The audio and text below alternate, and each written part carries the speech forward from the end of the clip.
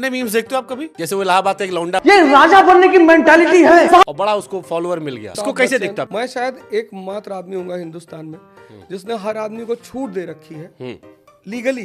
मैं कभी किसी पे स्ट्राइक नहीं मारा।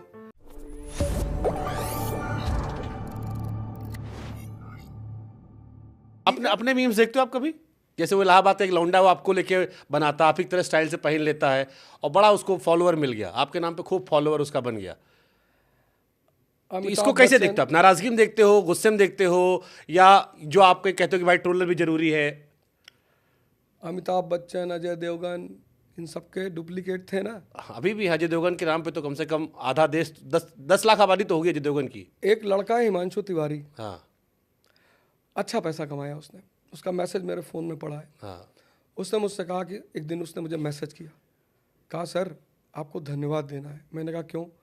कहा सर आपकी वजह से मेरा घर बना और मेरी 2 बहनों की शादी हुई। मैं शायद एकमात्र आदमी हूँगा हिंदुस्तान में जिसने हर आदमी को छूट दे रखी है लीगली। मैं कभी किसी पे स्ट्राइक नहीं मारा। अगर उसने बदतमीजी नहीं की तो ना किसी यूट्यूब चैनल पे मारा, कभी मारा ही नहीं। मैंने अपने लोगों को मना कर रखा है कि कोई स्ट्राइक नहीं मारेगा। और 2 लड़के हिंदुस्तान में ऐसे हैं जो मुझे पर्सनली खुद पैसा भेजते हैं। एक ड्यूटी वाला राजस्थान का लड़का है मनीष सिंह, वो आज से 4-5 साल पहले जब उसने मुझे कहा कि सर मुझे आपको कुछ पैसा भेजना, मैंने कहा है भाई, कहा सर आपसे पैसा कमा रहे हैं।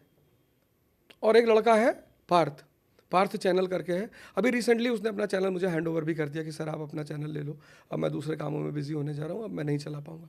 तो मैंने उन लड़कों से कह रखा था कि तुम कमाओ, अगर तुम मेरा इतना इस्तेमाल कर सकते हो, इतना पैसा लेके जाएंगे कहाँ?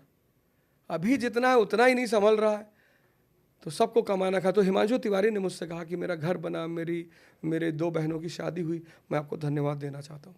तो भगवान ने जितना दे रखा, बहुत दे रखा है। मैं सिर्फ लोगों से ये कहता हूँ कि आप करो ट्रोल, अच्छी बात है, पर जब आप शब्दों का चयन करते हो तो वो चयन अच्छा होना चाहिए, वो लगना चाहिए कि आप पढ़े लिखे आदमी हो। तो जैसे शिक्षक अवध ओझा जी भारत रत्न दे रहे थे, अब नेता ओझा जी भारत रत्न देंगे या आप विनम्र हो गए?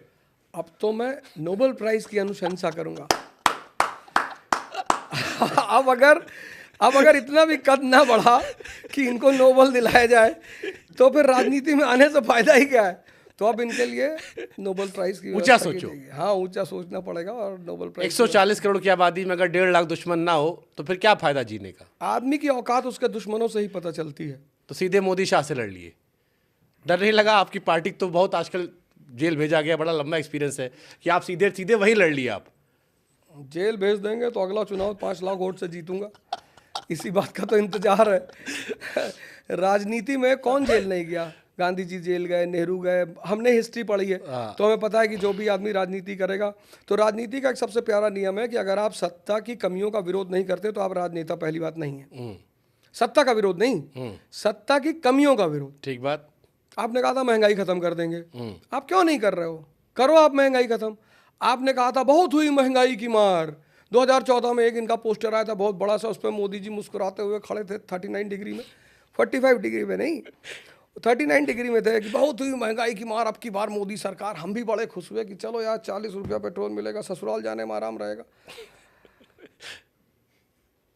अब पोस्टर बना रहे बटेंगे तो कटेंगे। अरे मोदी जी, और कह क्या रहे हैं? कह क्या रहे हैं? शीश महल। शिक्षा पे बात करो ना। तुम्हारे 20 राज्य हैं, किस राज्य में तुम्हारा बजट 25% है शिक्षा पे? मतलब आप इस देश की जनता को मूर्खी समझते हो क्या? इतनी पढ़ी, आप शिक्षा पे बात करो, आओ बहस करते हैं। आप अपनी पार्टी का लीडर बैठो, मैं आता हूँ बहस करने के लिए। शिक्षा पे बात करते हैं, अब हम स्वास्थ्य पे बात करते हैं, हम अंबेडकर एक्सेलेंस प्रोग्राम जो हमारा उस पर बात करते हैं, जो पॉजिटिव काम है हम उस पर बात करते हैं। नहीं, बटेंगे तो काटेंगे। कौन काटेगा? ऐसे ही फायदा अंग्रेजों ने उठाया था इसी तरह के लोगों का। ये देश एक है, क्या उत्तरांचली, क्या पूर्वांचली, क्या मद्रासी, क्या बिहारी, सब भारत माँ के हैं। सहमत हूं मैं, धर्म के नाम पर नहीं होना चाहिए, बिल्कुल नहीं होना चाहिए, खराब चीज है। आप क्यों याद दिला रहे हैं? आप क्यों ये बात कह रहे हैं? आप बजट के बारे में बात करिए। आप हमारी नेशनल ग्रोथ कितनी हो रही है, आपने कितनी इंडस्ट्रियलाइजेशन किया इस कंट्री का, भाई हमें आप बताइए ना, आप ग्राफ दीजिए ना कि इंडस्ट्री में क्या कर रहे हैं, टेक्नोलॉजी में क्या कर रहे हैं, कर क्या रहे हैं आप? आइए बहस करते हैं बैठ के। नहीं, एक है तो सेफ है। किससे? अस्पताल में जाते हो तब तो नहीं देखते हो कि किसका खून मिल रहा है। कोई अस्पताल में पेशेंट मुझे नहीं मिला जो मुझसे कह दे कि भैया मुझे तो बस शुद्ध हिंदू का खून चाहिए, मैं मर जाऊंगा लेकिन शुद्ध हिंदू का चाहिए।